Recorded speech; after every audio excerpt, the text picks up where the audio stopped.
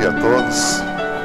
Vamos dar início aqui ao capítulo 13 do livro No Mundo Maior, Psicose Afetiva. Seguindo o calderário, fomos em plena noite atender infortunada irmã quase suicida. A gente teria que fazer um parêntese aqui, né? Porque nós estamos no mês de setembro, né? E setembro de 2021. E nós temos aí o que a nossa sociedade estabeleceu, Setembro Amarelo, que é justamente para se lembrar sobre essa questão, né, do suicídio, que tem se agravado muito no nosso mundo, né? Isso nos acompanha, né, pelos lastros dos milênios aí de nossa vida no planeta, e agora tem se intensificado muito, chamando até a atenção das autoridades, né, a respeito da valorização da vida. Porque a pessoa, né, como está essa nossa irmã aqui, a quase suicida, né, ainda bem, é uma questão assim muito ligada à religiosidade na pessoa, né? Recebemos um vídeo há poucos dias aí de uma questão sendo levada a Chico Xavier, que qual seria o perigo mais intenso que recai sobre a humanidade. E o que ele se refere é realmente isso, é a falta de religião, a falta da preparação religiosa, né, que vem trazer substância, informação, conteúdo, para que a gente possa refletir na nossa condição de seres mortais que estamos neste mundo aqui de passagem, né? Religião e religiosidade não é frequentar uma religião, porque às vezes a gente pode frequentar uma religião, mas é fazer com que essa religião se integre realmente, né, na nossa condição de espíritos necessitados que somos. E o Espiritismo vem trazer realmente muita bagagem, muito conhecimento, para que a gente possa, né, se respaldar de toda e qualquer influência perniciosa, como a que nós vemos aqui, que aconteceu aqui com o personagem aqui chamado, né, Antonina. Penetramos a residência confortável, conquanto modesta, percebendo a presença de várias entidades infelizes. Esse fato aqui também já traz para nós aqui um fato preocupante, né? Porque demonstra que este lar aqui não estava coberto pelas influências da oração, da presença, né, da religiosidade no coração da pessoa. A presença dessas entidades infelizes aqui já chama a atenção nossa, né? Porque nós aprendemos, né, também com André Luiz, lá no livro Os Mensageiros, que a influência da oração dentro do lar, né, vai criando assim um tipo de uma barreira espiritual. É como se a gente estivesse confeccionando o hábito da oração, do pensamento elevado, da realização do culto do Evangelho no lar, que também, né, traz uma influência, a visita dos benfeitores amigos na nossa casa, né, também ajuda a estar como que edificando essas barreiras espirituais, que André Luiz diz que as entidades infelizes, quando se aproximam dessas barreiras, é como se eles estivessem tomando um choque de alta intensidade. Eles não conseguem, então, passar por essas barreiras, né, as entidades mais grosseiras assim. E nós vemos que este lar, então, e a casa que não tem essa preparação, vive de portas abertas para quem bem estiver transitando, né, por aí. Existem espíritos que até mesmo tomam conta. Nós vemos no outro livro de André Luiz lá, né,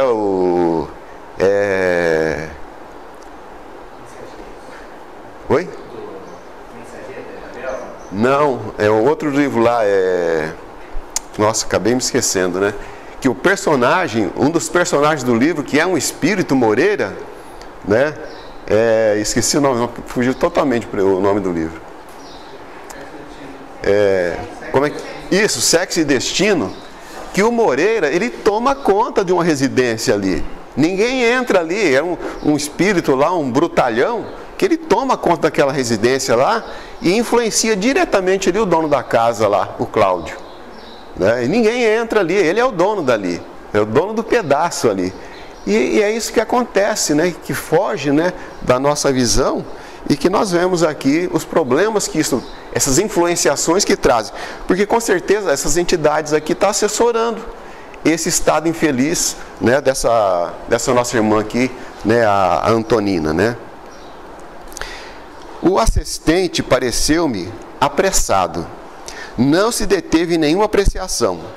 Acompanhei-o por minha vez até o humilde aposento, onde fomos encontrar jovem mulher em convulsivo pranto, dominada por desespero incoercível, inconsolável, né? A mente acusava extremo desequilíbrio, que se estendia a todos os centros vitais do campo fisiológico. Uma mente desequilibrada já é um problema, né? Agora, uma mente extremamente desequilibrada, é um problema muito maior ainda, né? Emmanuel, ele define a mente como que o espelho da vida. Bom, só aí a gente já tem, podemos até imaginar, a nossa mente é um espelho da vida. Então a nossa vida reflete a nossa condição mental, né? Emmanuel, isso no livro Pensamento e Vida, né? Aí ele vem dizer que o coração é a face e o cérebro é o centro de suas ondulações, gerando a força do pensamento, que tudo move, né? Então, olha, é como se fosse, né, um encadeamento aí, né, de situações, né? O cérebro é face e o cérebro é então aonde se produz as ondulações das forças do nosso pensamento. E a Antonina, ela está como que segregada a essas forças, né, que determina esse extremo desequilíbrio que ela produz. Emmanuel diz para nós que o pensamento, ele é uma força eletromagnética. Magnetismo, força estática, né? E eletricidade, força dinâmica. E o magnetismo, ele pode ser positivo ou negativo, né? A sua carga de energias, né? E essa concentração gira o quê? Porque o nosso pensamento, ele tendo essa ação eletromagnética, é como se ele girasse, né? É como se fosse assim, um tipo de uma bateria, né? Que concentra ali as suas energias. E essas energias é o que forma o que nós chamamos de aura, que nada mais é do que o nosso campo mental. E este campo mental, então, né, fica impregnado dessas energias da força dos nossos pensamentos que nós estamos alimentando e nós não paramos de pensar, né? Então, André Luiz, lá no livro Mediunidade, nos domínios da mediunidade, a gente estuda com o benfeitor Aulus que essas energias, a força do pensamento que concentra, né, no nosso campo mental, na nossa aura, tem volume, tem peso, tem cor. Então imaginemos uma pessoa em extremo desequilíbrio, como está aqui, dessa carga negativa, pesada, que a pessoa está retendo, né, junto com ela, é o que determina a sua própria situação. Porque uma pessoa nessa condição que dá a impressão que está carregando um peso enorme, né, nas suas costas. E na realidade está mesmo, né? E imaginemos também a cor, né, da aura, do campo mental de uma pessoa que está nessa situação. Está realmente pesada e escurecida pela qualidade dos próprios pensamentos que ela está nutrindo ali. Agora, ao contrário, é totalmente diferente, né? Porque aí a pessoa se sente leve. A pessoa, quando está alegre, ela está muito leve, né? Ela está como se fosse no outro mundo, né? Pisando em nuvens e assim por diante, né? É uma outra situação. Agora, essa situação é um problema. E ele diz aqui que todo esse desequilíbrio, né, atingia os seus centros vitais, que aí desgoverna, desequilibra toda a estrutura do nosso corpo físico. Por quê? Porque os nossos centros vitais estão ligados, né, ao nosso plexo nervoso, e todos eles são segregados, né, às nossas glândulas, que produz o que? Os hormônios que vêm trazer os benefícios, né, do nosso bem-estar, do nosso organismo. Mas numa situação dessa, né, dependendo aí do órgão, né, que está sendo atingido, como nós vamos ver aqui mais à frente, então existe um dispêndio, né, de uma carga hormonal muito intensa, e todo e qualquer hormônio ele é benéfico, mas o excesso, né, pode causar sérios problemas, né, para a nossa saúde física e a emocional aqui, né? Pobrezinha, disse o orientador comovidamente, não lhe faltará a bondade divina. Tudo preparou de modo a fugir pelo suicídio esta noite. Entretanto, as forças divinas nos auxiliarão a intervir. Bom, a força divina não faltará. A bondade divina não faltará e não falta nunca. Todos nós, seres que estamos neste mundo aqui, temos a nossa reencarnação planejada pelo plano espiritual. Somos quase sempre ligados a instituições, a cidades espirituais que nos prepararam o benefício da reencarnação. Então, é o investimento que o espírito recebe para estar aqui. E nós somos vigiados de muito perto pelas equipes espirituais que trabalharam, né, nessa aposta que os benfeitores amigos fizeram na nossa encarnação aqui para todos nós, né? Então somos vigiados sim. Olha, a Antonina estava recebendo o benefício que ela precisava, né? Colocou a destra sobre a fronte da irmã em lágrimas e esclareceu: é Antonina, abnegada companheira de luta.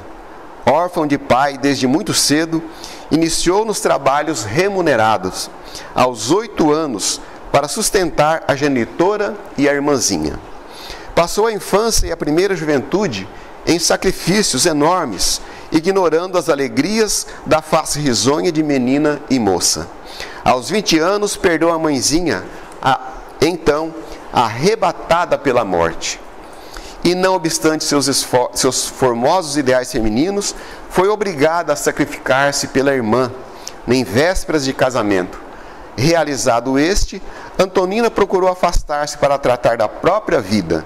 Muito cedo, verificou, porém, que o esposo da irmãzinha, que se caracterizava por nefanda viciosidade, perdido nos prazeres inferiores, entregando-se ao hábito da embriaguez diariamente e retornando ao lar em hora tardia a distribuir pancadas e vomitar insultos. Sensibilizada ante o destino da companheira, nossa dedicada amiga permaneceu em casa, a serviço de renúncia silenciosa, aliviando os pesares e auxiliando a criar os sobrinhos e a assisti-los. Corriam os anos tristes e vagarosos, quando Antonina então conheceu certo rapaz necessitado de arrimo a sustentar pesado esforço por manter-se nos estudos. Identificava-se pela idade, pela comunhão de ideias e de sentimentos. Devotada e nobre, correspondeu-lhe a simpatia, convertendo-se em abnegada irmã do jovem. A companhia dele, de algum modo, projetava abençoada luz em sua noite de solidão e sacrifícios ininterruptos, repartindo o tempo e as possibilidades entre a irmã, 4 pequenos sobrinhos e o copartípice de sonhos fulgurantes. Consagrava-se ao trabalho redentor de cada dia, animado e feliz, aguardando o futuro.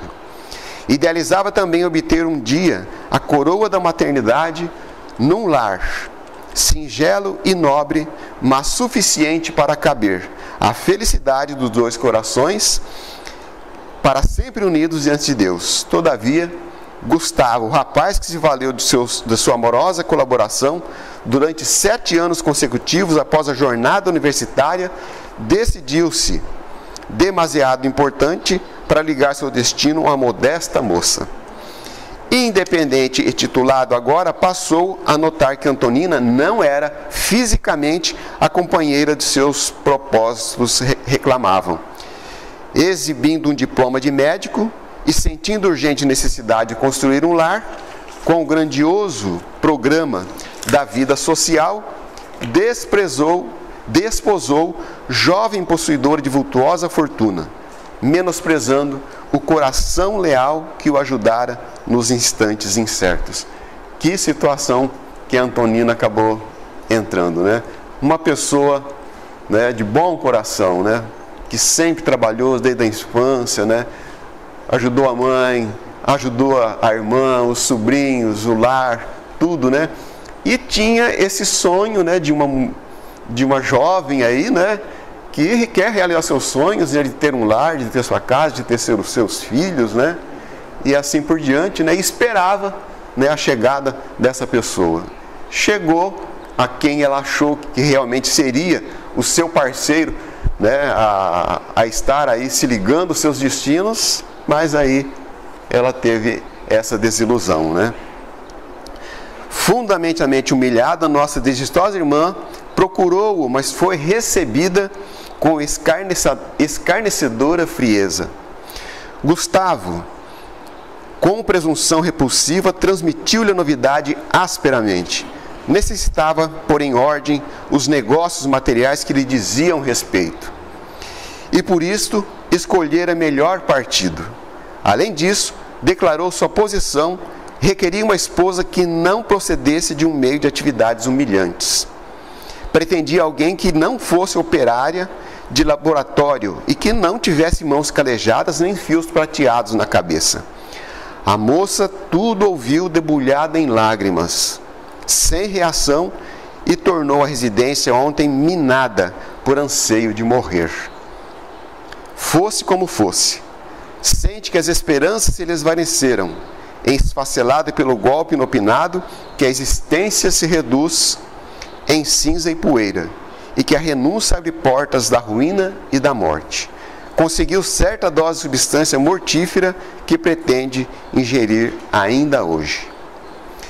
Bom, esse assunto faz lembrar aqui a mensagem, que acho que foi a Andréia que trouxe, depois o Guga também veio trazer para nós, a mensagem lá, lesões afetivas. Que nós vamos ler só algum trechinho aqui dessa mensagem. Caro é o preço que pagamos pelas lesões afetivas que provocamos nos outros. Não comeces um romance de carinho a dois, quando não possas e nem queiras manter-lhe a continuidade. O amor, sem dúvida, é lei da vida, mas não é lícito esquecer os suicídios, os homicídios, os abortos, os crimes na sombra, as retaliações, as injúrias que dilapidam ou arrasam a existência das vítimas espoliadas do seu afeto, que lhes nutria as forças, cujas lágrimas e aflições clamam perante a divina justiça, porque ninguém no mundo pode medir a resistência de um coração quando abandonado pelo outro, e nem sabe a qualidade das reações que virão daqueles que enlouquecem na dor da afeição incompreendida quando isso acontece por nossa causa. Então, é um fato agravante realmente que está imbuído aí na nossa ignorância perante a vida, né? E é um fato, né? Com certeza, isso está sendo um benefício muito grande para a Antonina. Ela, com certeza, necessitava passar por esse processo, né, de amadurecimento espiritual, que essa humilhação está trazendo para ela, e que ela não está tendo resistência íntima para suportar essa situação, né? Dando pequeno intervalo às elucidações, recomendou-me: Calderaro, né? Examina enquanto administra os socorros iniciais. Detive em perquisição minuciosa por longos minutos. Dos olhos de Antonina caíam pesadas lágrimas. No entanto, a câmara cerebral partiam raios purpúreos que invadiam o tórax e envolviam particularmente o coração. Então, olha com certeza o peso que recai sobre o peito, realmente essas influências que ela está tendo, né?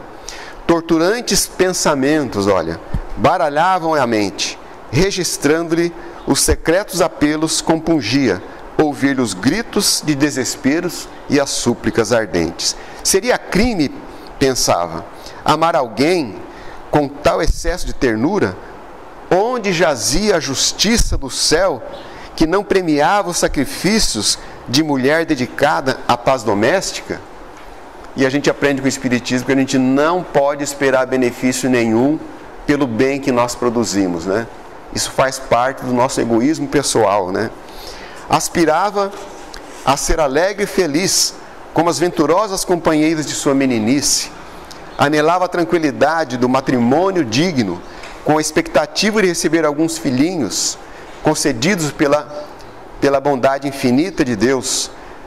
Seria aspiração condenável sonhar a edificação de um modesto lar, com a proteção de um companheiro simples e bondoso, quando as próprias aves possuíam seus ninhos? Não trabalhava semelhante pela felicidade dos outros? Por que desconhecidas razões a relegar a Gustavo ao abandono? Né? Exatamente, desconhecidas razões. Lá na pergunta 258 do Livro dos Espíritos, Allan Kardec pergunta se quando nós estamos no mundo espiritual aguardando o ensejo da nossa reencarnação, ele pergunta se nós temos a visão, a consciência daquilo que vai nos suceder na vida que estamos aguardando.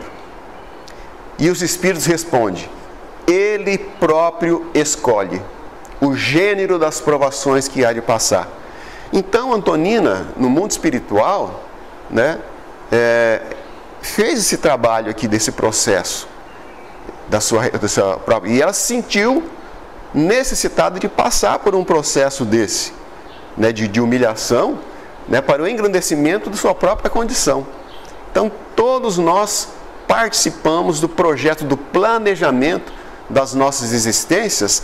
E na questão seguinte, Allan Kardec então também questiona, e na resposta os Espíritos diz que Deus, colocando em nossas mãos o projeto da nossa encarnação, coloca também em nossas mãos, né, toda a consequência que há de vir dessa escolha. Porque se fosse Deus, nós poderíamos reclamar da providência divina. Ah, Deus foi injusto comigo, né, de colocar tanto peso nas minhas costas, né?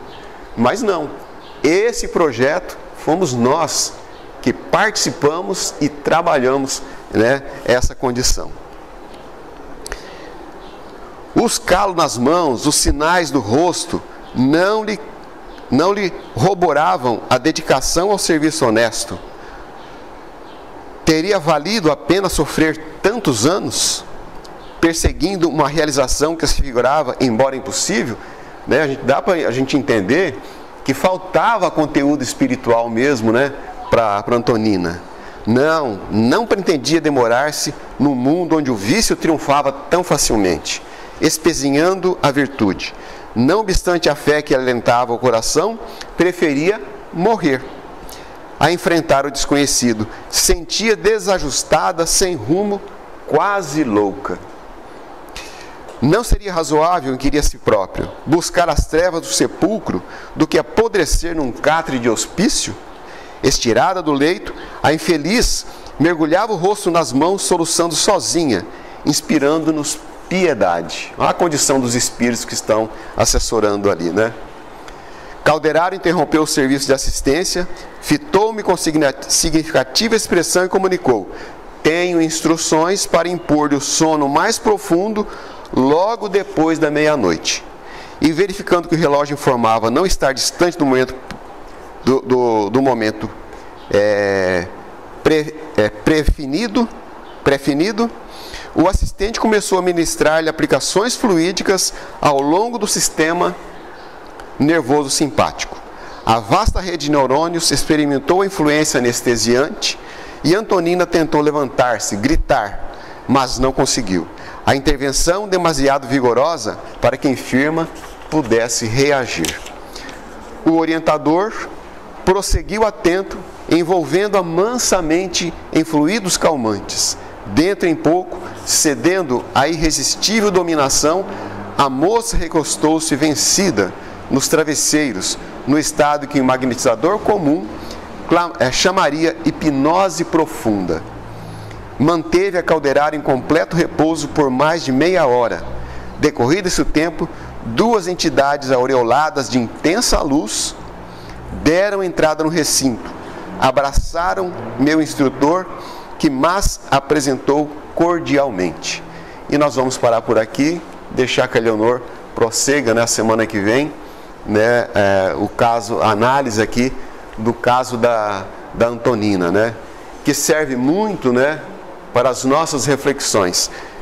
A gente recorda que Allan Kardec, lá no Evangelho segundo o Espiritismo, no capítulo 5, ele diz que quando a gente voltar para o plano espiritual, nós vamos ter vergonha e às vezes vamos até rir das situações que nós provocamos aqui no planeta, diante do estado espiritual que nós nos encontramos, né?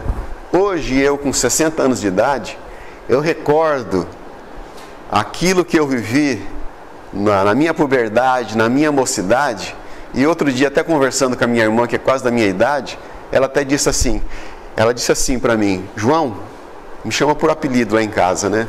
Dunda, eu não acredito que a gente tenha a capacidade de fazer as coisas que nós fizemos quando era jovem. Eu não entendo essa situação. E a gente vê que é falta de amadurecimento realmente. A Antonina, quando ela chegar também lá na sua idade mais madura, ela vai enxergar, mas puxa, mas que papelão que eu fiz, né, na minha vida, né? Que pensamentos, né? E tudo isso são processos de amadurecimento, né?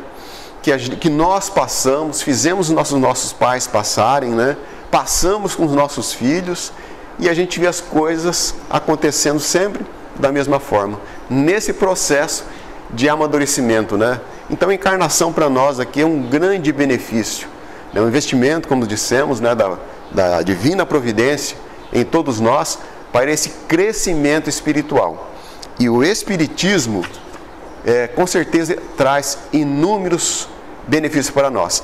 Allan Kardec vem definir para nós que a calma e a resignação, auridas de uma fé no futuro, é realmente como se fosse um antídoto, um preservativo contra a loucura e o suicídio. Loucura que foi o tema do capítulo passado e do suicídio, que é o tema desse atual aqui. E o Espiritismo traz esses recursos daqueles, né, que realmente procuram mergulhar com intensidade nos seus estudos, nessa preparação grandiosa que todos nós está ao alcance de todos nós. Que Deus nos abençoe e nos ilumine sempre.